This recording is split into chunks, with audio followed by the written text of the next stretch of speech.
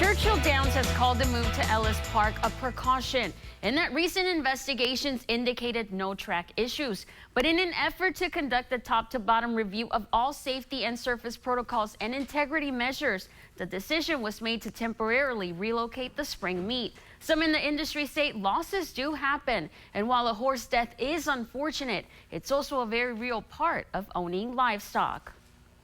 But it isn't just about horse racing. It's about livelihood, it's about economic impact, and it's about jobs.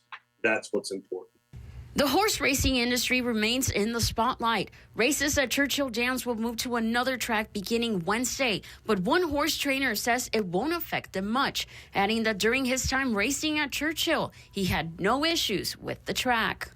So the move to Ellis is not a really big deal. It moves the schedule up about 3 weeks. Some also say the attention is being focused on the wrong aspect of the sport. As horsemen, we also understand that at some point, there may not be any definable evidence that links the tragedies. So what does that mean? It means that these things do occur, and as much as we try to prevent them, it's never going to be zero. Yes, this is defined as horse racing. Some even say it's a sport. But at the end of the day, this is an agribusiness. And for those in the industry, when injuries for horses do occur around or at the racetrack, it's never easy to accept what could come next. When you're dealing with livestock, you have to worry about them getting injured. Nobody's more upset when a horse gets injured than us. I mean, nobody's more devastated when one of my horses breaks down. It puts a knot in my stomach for an extended period.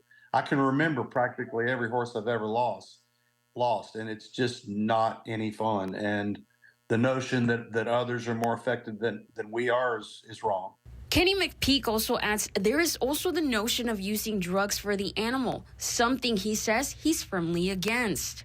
I've never been approached in my almost 40 years doing this by anybody with a drug that could performance enhance. And if they did, I'd tell them to get away from me. We don't treat horses to train. We don't treat horses to work. We're not really giving them any medication to run. McPeak says one of the biggest cons is the lack of education in the sport and how hard it is to be able to understand it if people can't have access to simple races. For now, Anna Medina, ABC 36 on your side.